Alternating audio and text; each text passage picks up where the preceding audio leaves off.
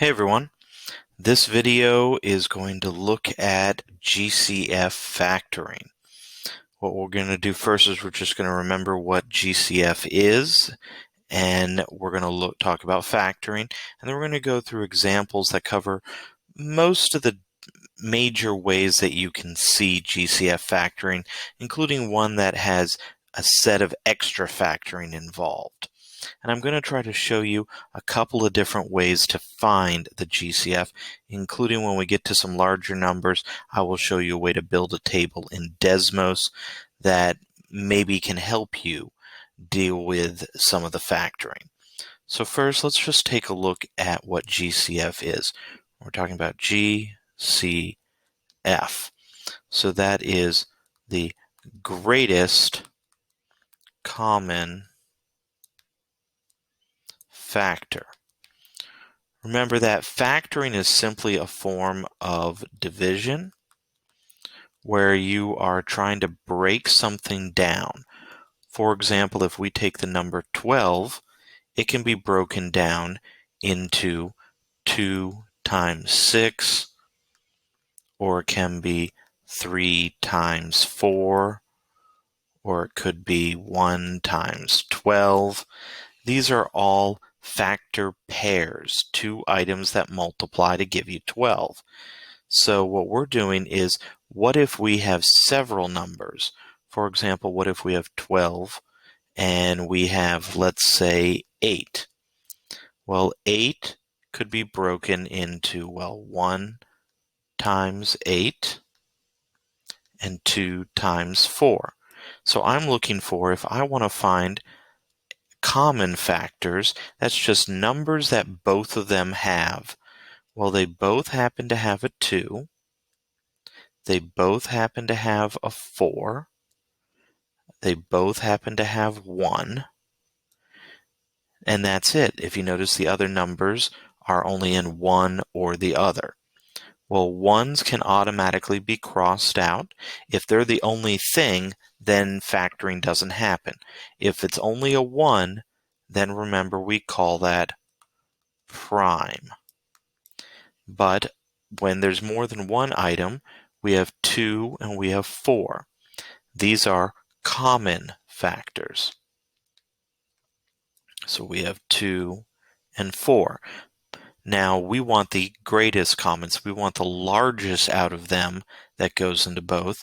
So in this case, the GCF would be the 4, because that's the largest that goes into 8 and 12. Now let's look at this with variables involved as well. So the first thing is, there's sort of two things that we always look for. The first thing we look at is, I like to look at the variable first. It's the easiest to spot. And then we also look at the numbers. Remember, the numbers are broken into two categories. You have the coefficients, and you have any constants. Remember, coefficients are in front of a variable. Constant has no variable. These are the two things that we always look at and examine. So first, let's look at the variables. Now, when I look at these, and let me sort of switch colors here, I have 4 terms. So I look at the 4 terms, and I look to see, do they all have a variable? And in this case, that is a no. They do not all have a variable, so for this problem, variable doesn't matter. Numbers will always matter. They will always be there, even if it's just a 1. So now I look at those same terms, and what I'm going to do is I'm going to make a little division underneath each one. I need to figure out what numbers. Now I treat coefficients and constants as if they're the same. So what I'm going to do is, I see that I have 15s and 10s when I look at my coefficients and constants. So I'm going to make a little table. I'm going to have 10 and 15. So I just need to start looking at what goes into them. 10 has the numbers. It's sort of like what we did before. I'm going to make a list of all the factors. Numbers that go into 10 are 1, 2, 5, and 10. 15 has 1, 3, 5, and 15. So when I look at these, what do they have in common? Well, other than 1, which remember I don't really care about, I have 5s. So that's your GCF right there. So what I'm going to do is I'm going to write that in the denominator. 5, 5, 5, and 5. Now all I have to do is divide. I'm first, though, going to write down that 5. That's my GCF, and I'm going to open a parenthesis. So 15 divided by 5 is 3, and drop the x cubed and the plus. I tend to ignore all the signs and just fill them in their spots in the answer. 10 over 5 is 2, x squared. Bring the minus down. 15 over 5 is 3x. Bring the minus. 15 over 5 is 3. And there is our factored form. That's our answer. If we distributed this back, we would end up with the original problem. Okay, let's look at this one. Again, I'm going to first view the variables, and then I'm going to view the numbers.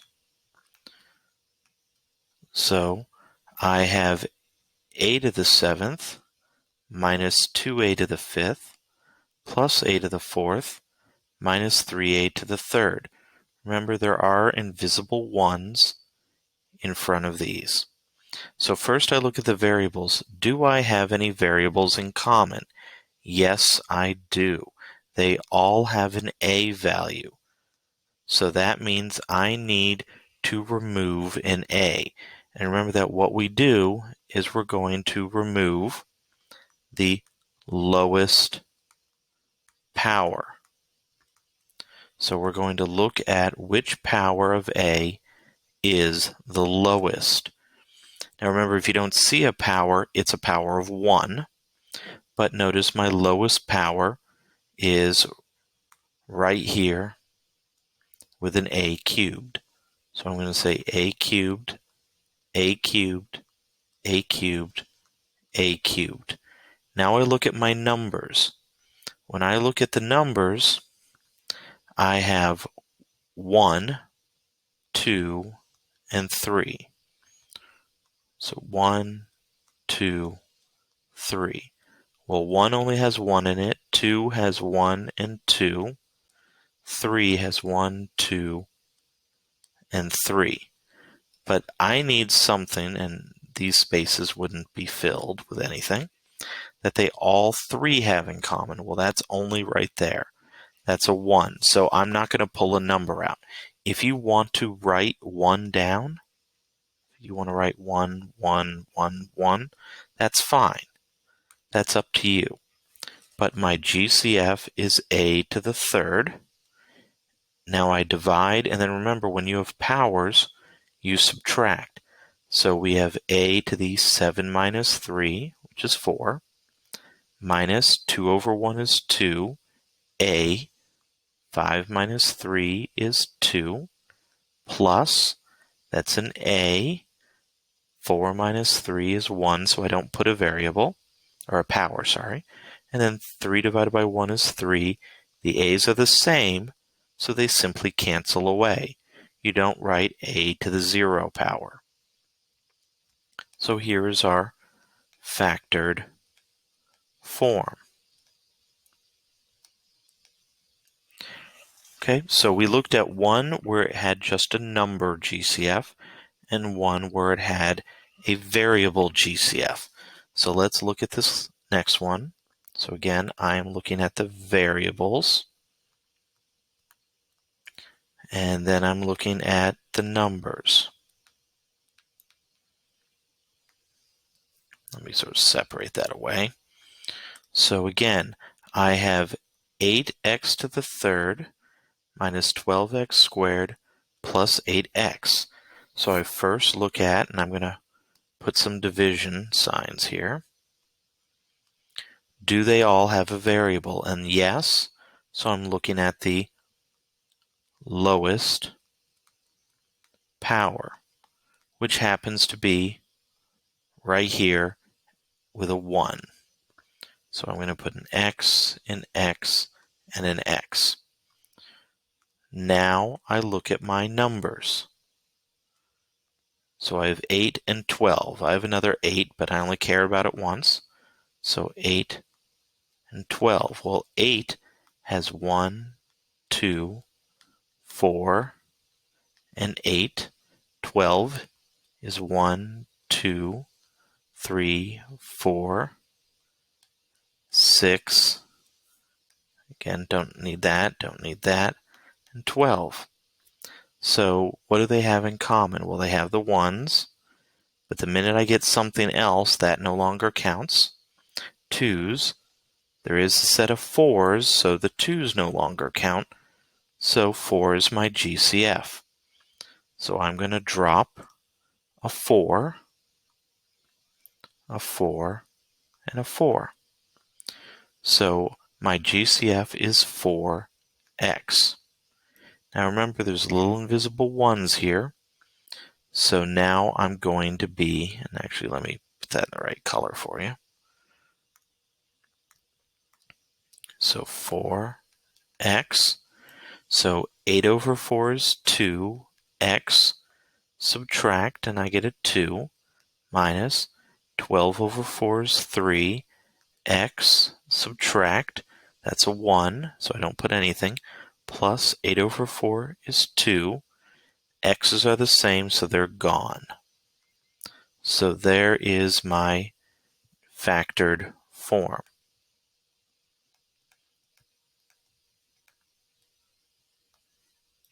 Now, the question that always comes up is, well, is this fully factored? Whenever you see a power left and it's a single variable like this, you always got to check to see, well, could this be factored more? Could this quadratic that's left be split up again? And in this case, that's a no. It can't be factored again. It's at this point fully factored. So that is our final answer there. Let's look at another one here. So again, I am looking at variable and numbers.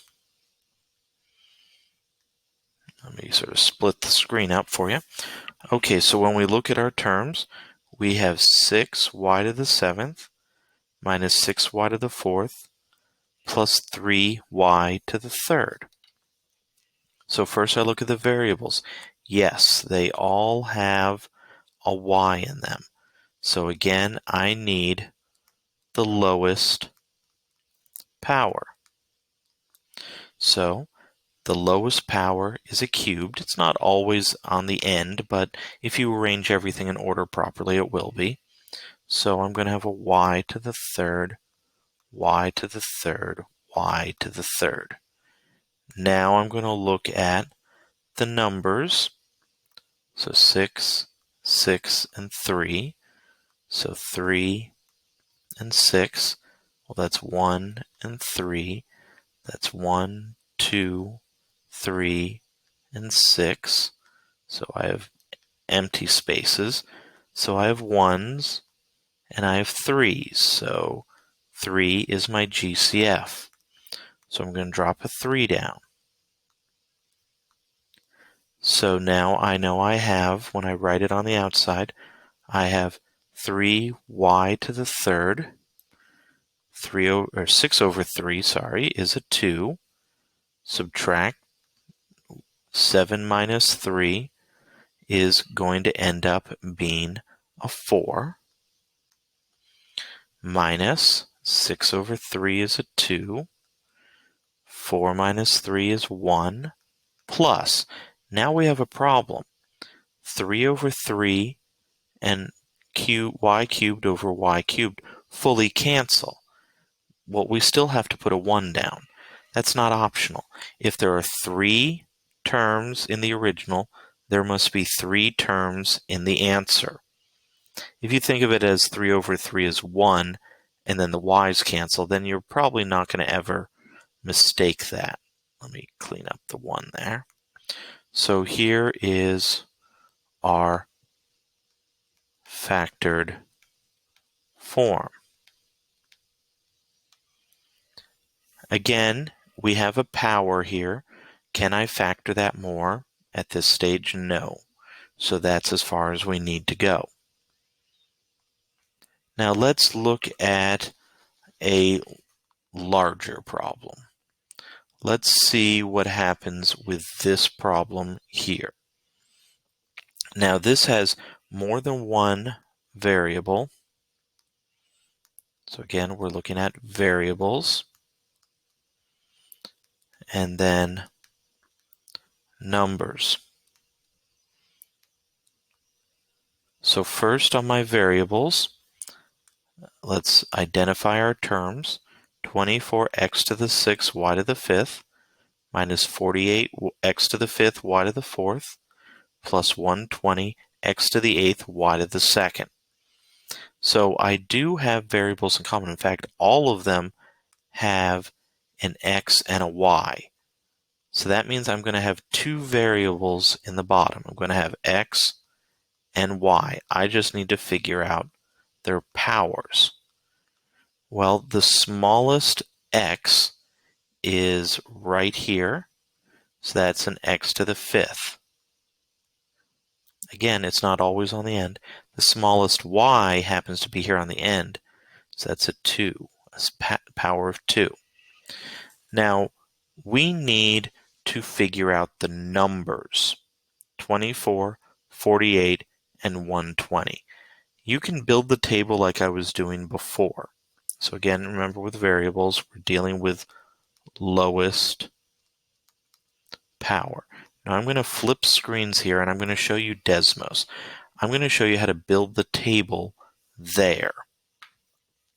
So what we're going to do is we're going to hit the little plus key and make a table. Now, I am going to, in the X column, I'm going to type in numbers to try. So I'm going to use the online keyboard.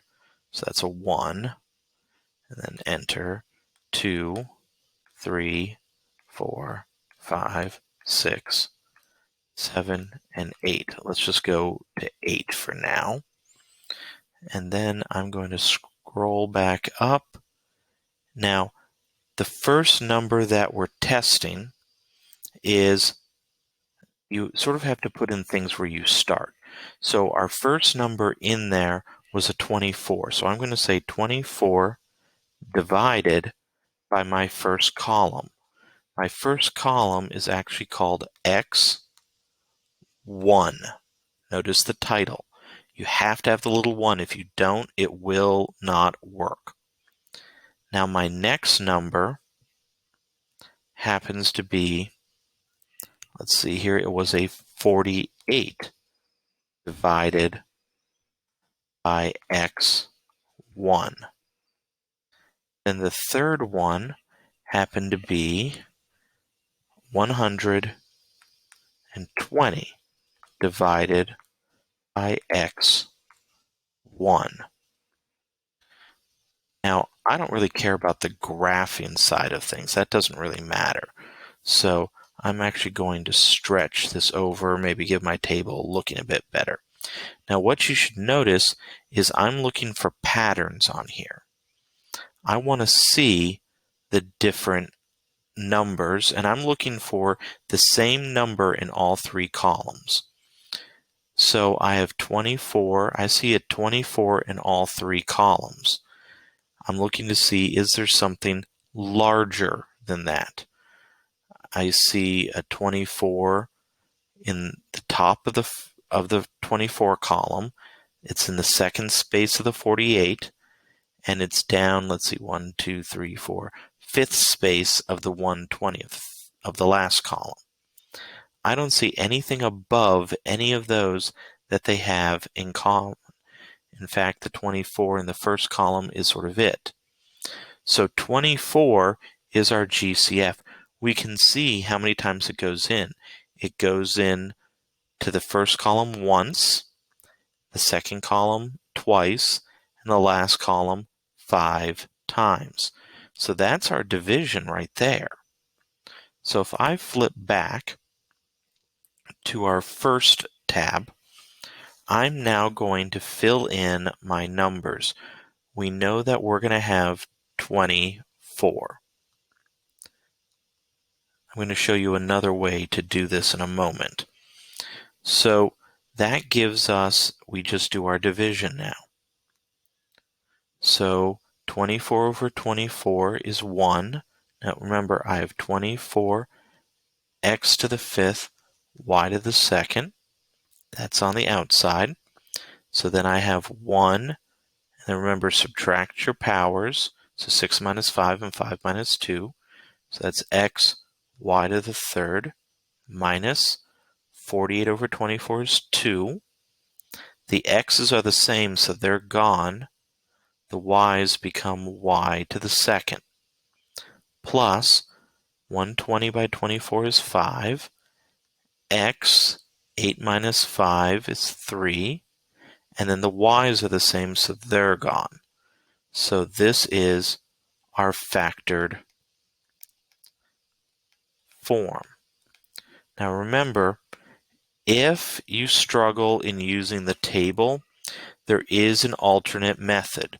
What I'm going to do is on this next slide, I'm going to write down the equation again.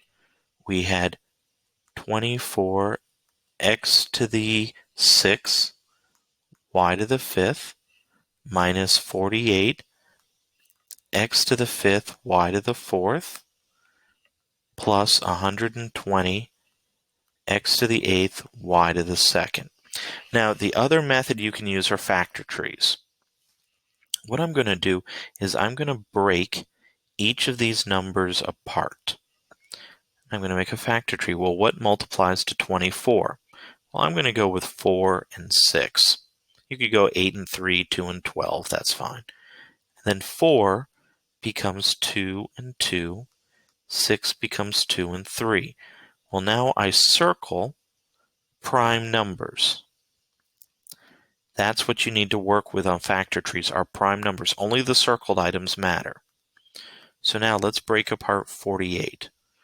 Well, I see a 4 in there, and that's at 12 times. So that's 2 and 2. I can say 3 and 4, and 4 becomes 2 and 2. So I just break every number down as far as it goes. Now 120.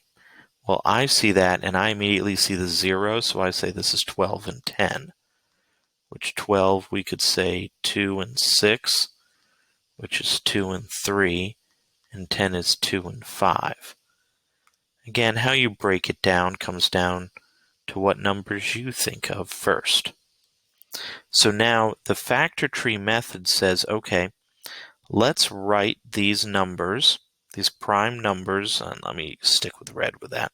And I'm going to write each term separately as prime factorization. That means as a multiply. So for this one, I have 2 times 2 times 2 times 3 times 1, 2, 3, 4, 5, 6. 1, 2, 3, 4, 5. Now for the next one, I have 2, 2, 2, 2, and 3. Do put them in order. 2, 2, 2, 2, 3, and then let's see, 1, 2, 3, 4, 5, 1, 2, 3, 4. I just list each variable the amount of times the power says.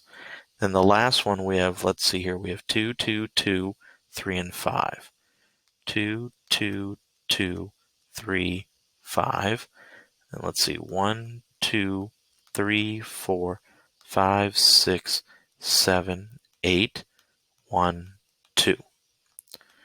Now, we need to circle from all three rows when they have something in common.